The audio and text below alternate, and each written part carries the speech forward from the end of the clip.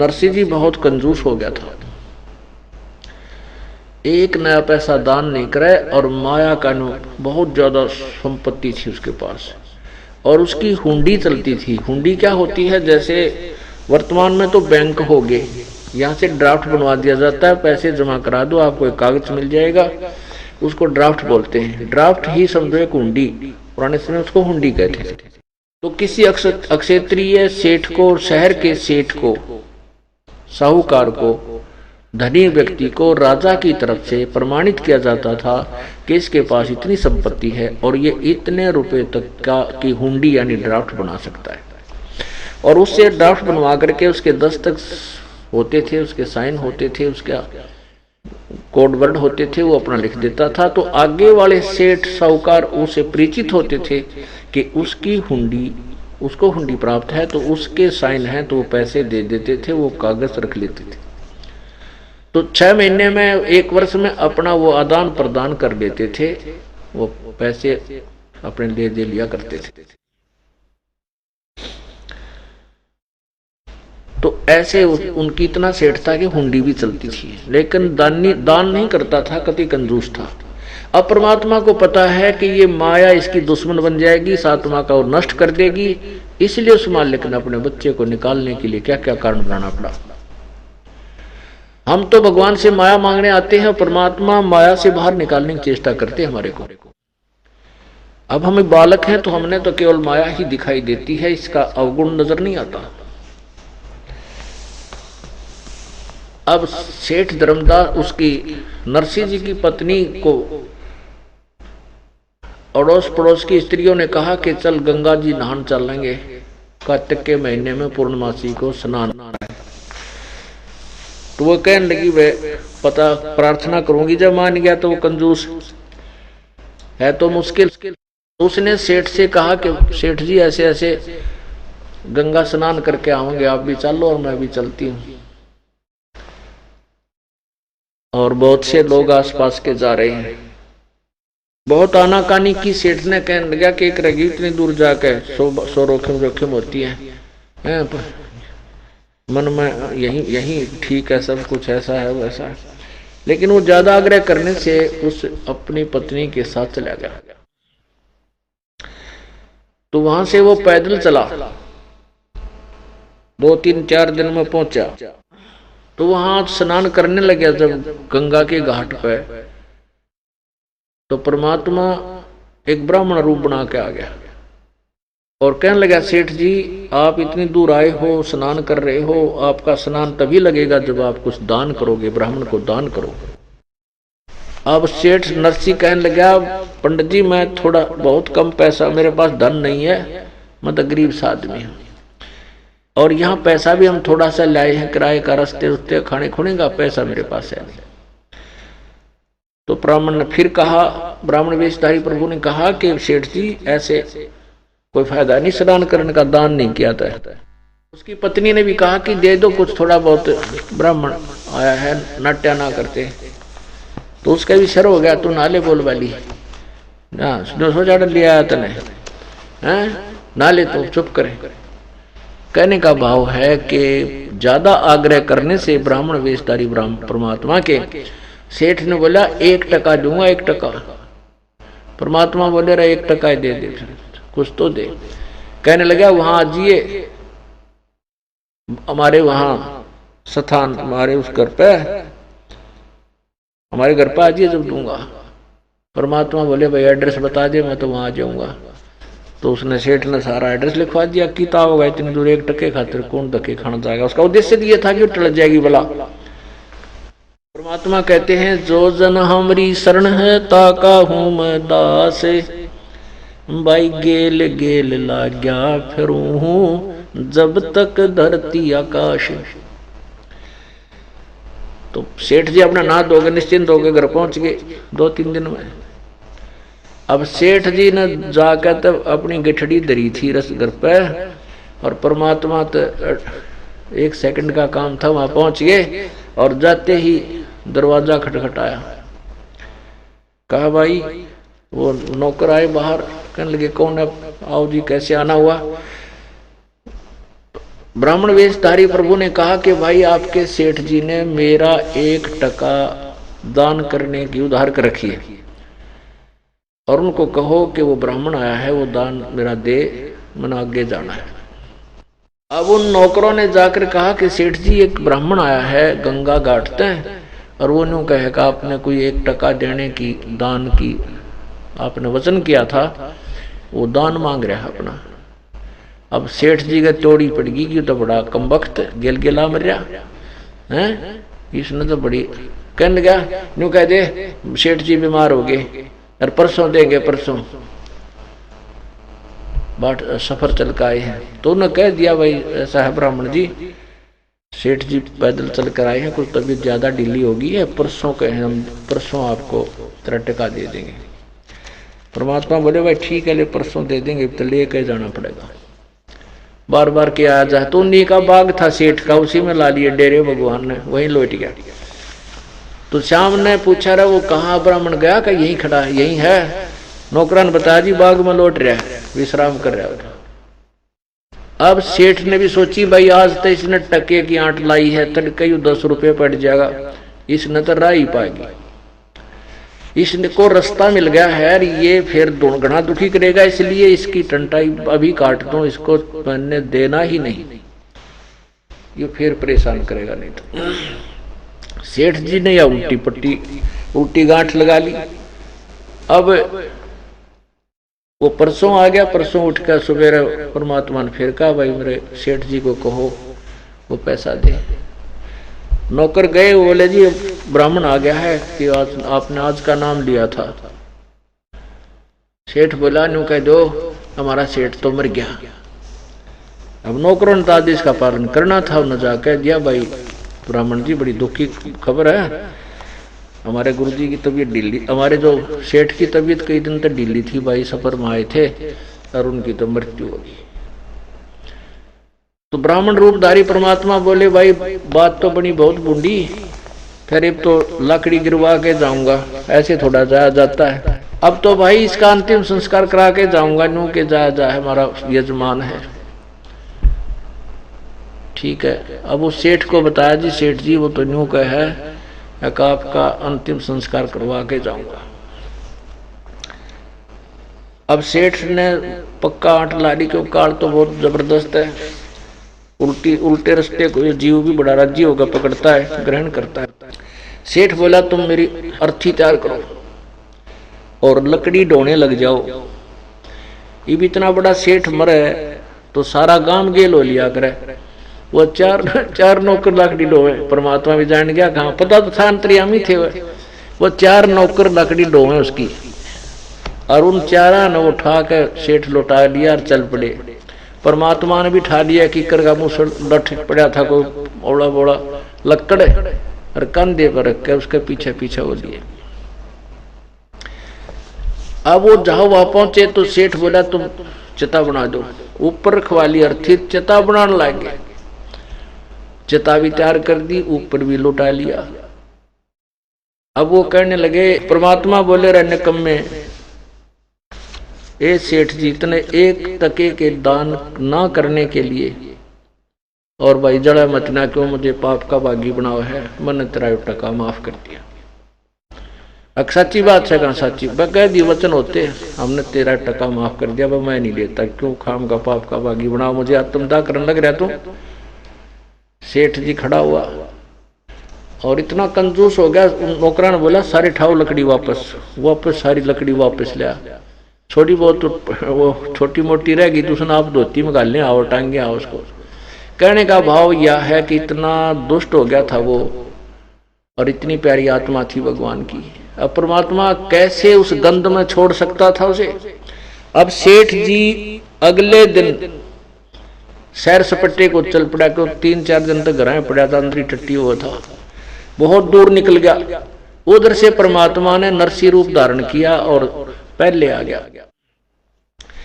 अपने उन नौकरों से कहा भाई वो जो ब्राह्मण था ना वो बेरूपिया है, बहुरूपिया है, और वो आज मेरा रूप बना के आएगा, उसको अंदर मत प्रवेश होने देना, ना माना उसका 2 दड़ाक धर दियो।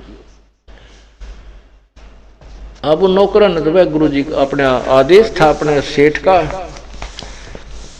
तो वो सेठ वो बाहर खड़े थे, नौकर कोई आ गया तो धमकावांगे उसने। तो थोड़ी देर के बाद वो नरसिंह जी ओरिजिनल आ रहे हैं और वो तो अपना ऐसे आ रहा है खूब। जब निकट आ लिया ना, जब वो नौकर बोले रहे खड़ा हो जाइए वहीं पर, नकली अंदर मत आ जाना। तो सेठ कहे है करोड़ी मले है, तू जानता नहीं मैं नरसिंह हूँ। वो बोले हम जाना तेरे को, तू बकवाद मत करे, हद होली है। अब आदेश हो गए तेरे जूत मारने के, हमारा सेठ ने आदेश दे दिए। किसकी बात करे, कौन सेठ है? अब दूर हो जाओ, तुम जानते नहीं मैंने, तुमने पुलिस में पकड़ा दूंगा। अब वो नौकर चले उसका नहीं, आंख लाल करके जान गया अभी बात क्या है। कहले कौन है थरे?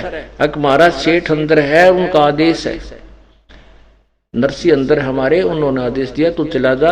उन्होंने कह रखा मेरे को हमारे को कि वो नकली आज मेरा रूप बना कर आओगा, तूने वो काम कर दिया रहे।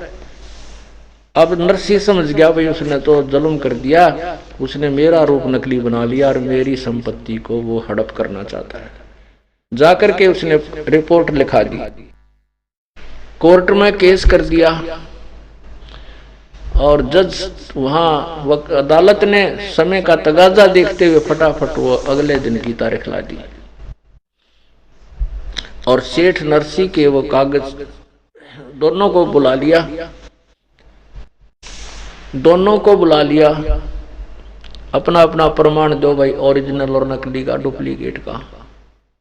तो पहले तो उस ओरिजिनल से पूछा नरसिंह से कि भी बता तू कोई ऐसा प्रमाण तेरे घर में कोई कागज पत्री से हो जिसका हम प्रमाणित कर सकें तो ओरिजिनल है, वास्तविक है। नरसिंह का दो चार बात याद थी, ऐसे था छोरी का ब्याह कराया था, इतना दान दिया था, उस बही में लिख रखा है, ठीक है। फिर उस परमात्मा से पूछा भी सुना तेरा कोई प्रमाण हो इस बही में, हमें कोई ऐसी बात बता दे जो इसमें लिखी हो। परमात्मा ने शुरू से लेकर आखिर तक सारी सुना दी। अब वो नकली जो भगवान नकली नरसिंह था वो तो कोर्ट ने असली सिद्ध कर दिया और ओरिजिनल था उसको डुप्लीकेट सिद्ध करके और कह दिया भाग जाए यहां से। अब नरसिंह जी बैठ गया माथे बहादुर के बाहर जंगल में जाके, भगवान या कौन बनी जो मेरा कौन से जन्म का शत्रु था, आज मेरी सारी हड़प ली संपत्ति इसने। तो परमात्मा उसी ब्राह्मण रूप में वहां आकर खड़ा हो गया। ने बोला सुना भगत जी, यह संपत्ति तेरी थी या मेरी थी? अब नरसिंह उसके मुंह का नहीं देखा, अग भाई थी तो मेरी पर तू चालबाज गणा है, तने काबू कर दी। अकना या तेरा भूल लाग रही थी बच्चा, या पहले भी तेरी नहीं थी या पहले भी मेरी थी। फिर उनको पूरा ज्ञान बताया।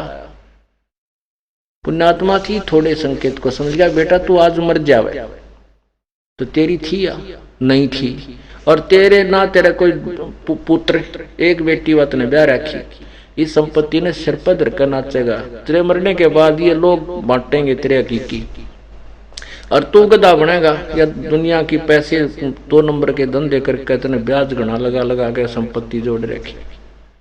अब वो सेठ था, उस पुण्य अधिकारी था, उसका सारा शरीर कांपन लग गया परमात्मा की यथार्थ ज्ञान को सुनकर। पकड़ लिए परमात्मा से कहने लगा कि भगवान मेरे लिए कोई कारण, इसका इस जहर जो मैंने खा लिया अर्थात इतने पाप इकट्ठे कर लिए, इसका कोई कारण बताओ, समाधान बताओ। परमात्मा ने कहा कि मैं तेरे को ये संपत्ति दे दूंगा पर इसने बांट दे तू, यानी धर्म में ला दे सारी, तेरी तब जान बचेगी। कहते हैं एक का चोट से धारी राज्य ने मिलना दाचा, एक का बात मैं समझ गया, तो आज मर जाऊंगा कल मेरी है ही नहीं, और ये जो दुनिया को लूट लाट के इधर उधर के ब्याज दुगने तगने ला के ने 2 के 20 बना कर ने कलम झूठी साची लिख के माया जोड़ रखी है। तो उसने फिर सारी संपत्ति को धर्म में लगा दिया, कति कंगाल हो गया और उंडी भी उसकी समाप्त होगी, चलनी बंद होगी। हकीकियों ने भी, रिश्तेदारों ने और सेठों ने, गांव वालों ने, सब ने उसको नकार दिया। पागल हो गया तो मूर्ख हो गया, इसने तो नाश कर लिया, उजड़ गया। अब परमात्मा देखो भगवान के मार्ग जो चलते हैं ना, उनके सारे उल्टे काम लग गया अगर संसार में। अब वही नरसिंह जंगल में जाकर झोपड़ी गाल कर बैठ गया और वहां पर कुछ एक भक्त जो एकादश कोई श्रद्धालु था वहां आ जाया करते थे, और 10-12 वहां साथ आसपास के गांव के कुछ सूरदास उनके पास आकर बैठ जाते थे। उस भगत की बातों में बहुत रुचि रखते थे और समझाते थे कि नरसी आपने बहुत कमाल कर दिया, ये सब लीला परमात्मा की हुई है, तो हिम्मत मत हारना, भगवान तेरे साथ रहेगा। तो नरसी को पता लग गया कि ये तो ज्ञान मेरा समझ में आ गया, तो मैं स्टेप दिया मैंने, बाकी दुख सुख कितना या हो भगवान से दूर नहीं हुआ जा सकता। एक दिन क्या हुआ कि 4 साधु थे, संत भक्त, उन्होंने द्वारका जाना था सैर सपट्टा करने के लिए, और उनके पास 500 रुपये थे। अब रास्ते में 500 रुपये लेकर चलना खतरे से खाली नहीं था, क्योंकि रास्ते में डाकू चोर लुटेरे लूट लिया करते। तो उनको पता था कि यहाँ कोई सेठ होगा इस शहर में, उसकी हुंडी बनवा लेते हैं उसे। तो उनको पता चला कि नरसी नाम का एक सेठ था, वो पहले भी पता था उनको। तो उन्होंने पूछा भैया नरसी नाम का सेठ है, हमने उससे हुंडी बनवानी है। तो नगर वाले कुछ एक ऐसे निकम्मे भी होते हैं जो मजाक कर देते हैं, वो कहने लगे भाई नरसी सेठ ना, बिल्कुल सही कहा आपने, और वो अब बाहर जंगल में एक झोपड़ी डाल कर रहता है भाई, आजकल वो नखरे बहुत करता है, उसके पास पैसे घने हैं ना, तो लोग दिखावा वो एक झोपड़ी बना कर रहता है और नखरे करता है, बुंडी जाते नाटेगा तुम ना, पर तुम मानियो मत ना। तो वो चले गए, जाके कहने लगे सेठ जी हमारी हुंडी बना दे, हमने द्वारका जाना है, ये ले 500 रुपये। अब नरसी बोला भाई महात्मा जी देखो मैं बिल्कुल कंगाल हो चुका हूं, मेरी हुंडी नहीं चलती। तो वो सेठ, वो साधु संत जो भगत थे वो कहने लगे नरसी तू बकवाद मत करे, तू जानता नहीं संत के को तंग करने से क्या हानि हो जाती है, और हमारी आत्मा दुखी ना करे, हमें बता दिया था गांव वाले ने कि तू नखरे करता आजकल। अब नरसी ने सोचा भाई पक्के ये तो पढ़ आगे भेज रखे हैं, जय मैंने आना क्या नहीं करी, तो शराब तेजे मन माने तो भेड़ कैसे होते हैं, सर्प जैसे हैं। तो उसने परमात्मा को याद किया, भगवान तो मैं लज्जा रखियो, 500 रुपये रखवा लिए और एक पत्र पे लिख दिया सांवल साहा, क्योंकि वो श्री कृष्ण का पुजारी था, सांवलिया भगवान, सांवल साहा, सा माने सेठ, सांवलिया सेठ, द्वारका नगरी। आप इन चारों महात्माओं को 500 रुपये दे देना, आपकी अमानत मेरे पास सुरक्षित रखिए। बना के पर्ची दे दी। उधर से वो तो लेकर चल पड़े उस कागज को, उधर से सेठ ने 500 रुपये का सामान, खाद्य सामग्री, भंडारे का सामान मंगा लिया, और उसका 500 रुपये पहले बहुत ज्यादा होते थे, और उसका जो है भंडारा कर दिया, भोजन करा दिया। साधु संत चलते फिरते रास्ते वालों ने या वो से जैसे भी कोई आया, उधर वो चारों साधु वहां पहुंच गए संत, उन्होंने सारे द्वारका में ढूंढ लिया, भाई कोई सांवल नाम का सेठ बताया, उसके नाम या हुंडी है हमारी, हमने उससे 500 रुपये लेने हैं। अब उस नगर के जो सेठ थे, बाणिये थे, वो कहने लगे भाई महात्मा जियो तुम तो ठग लिए उस ठग ने, वो नरसी पक्का ठग है, उसकी हुंडी नहीं चलती, वो तो रिजेक्ट कर दिया गया सरकार की तरफ से, वो कंगाल आदमी है और तुम्हारे साथ धोखा कर दिया। अब वो महात्मा, वो संत भगत कह रहे हैं भाई ऐसी बात तो नहीं है, वो तो ठग तो आदमी है को नहीं, और भाई वो सेठ नहीं मिल रहा है, या तुम्हारी बात पे भी कुछ थोड़ा बहुत जोर हमारे दिमाग में देना पड़ रहा है।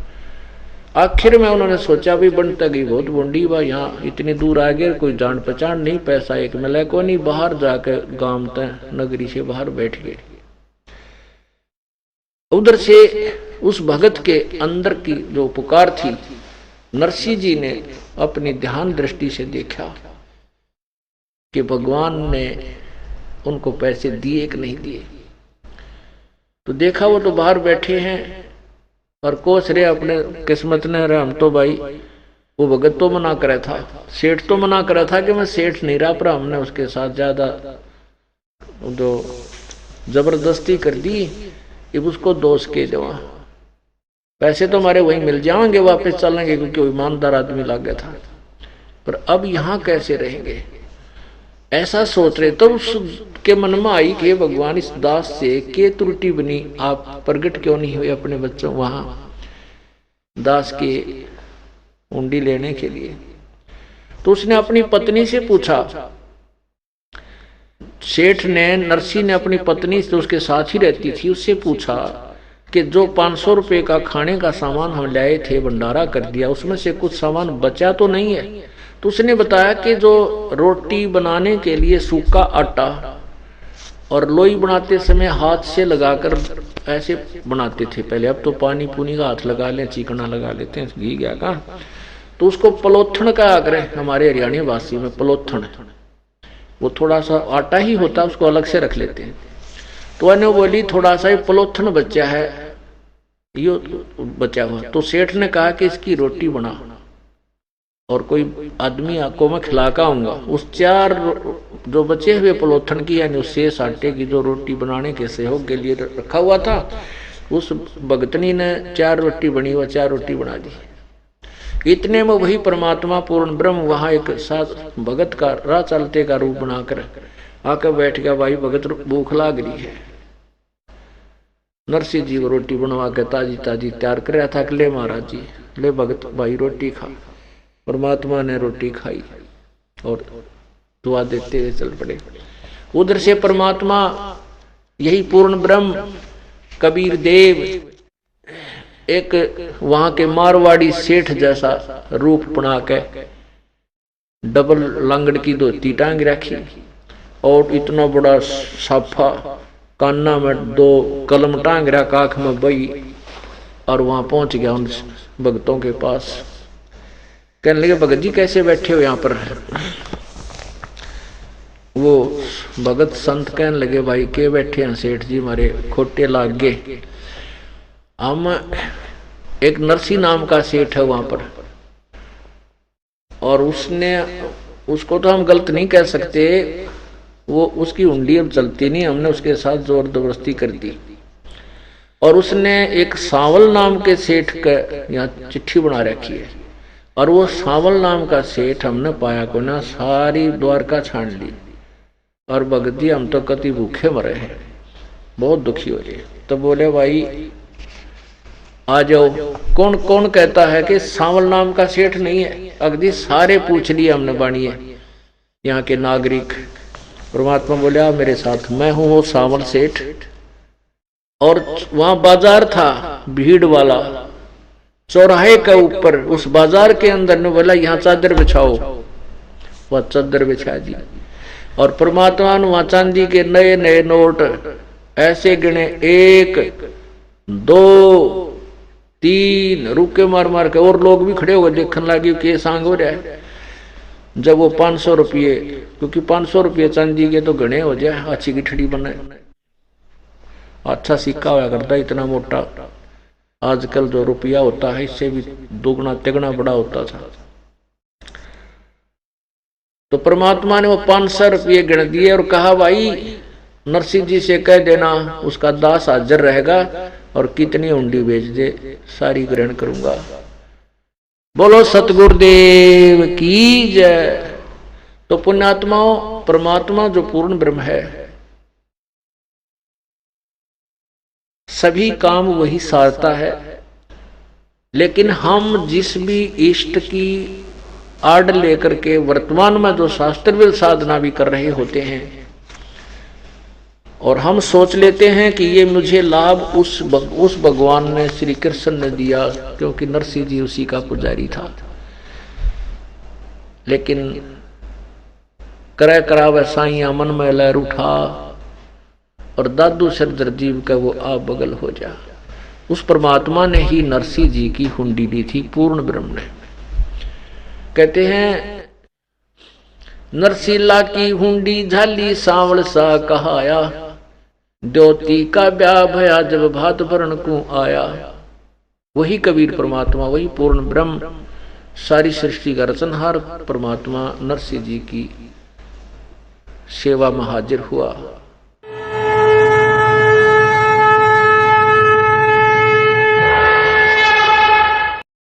हमसे जुड़े रहने के लिए हमारे YouTube चैनल को सब्सक्राइब करें और नई वीडियो की नोटिफिकेशन के लिए बेल आइकॉन को दबाएं। अगर आप ये वीडियो Facebook पर देख रहे हैं तो लाइक जरूर करें और ज्यादा से ज्यादा शेयर करें। धन्यवाद।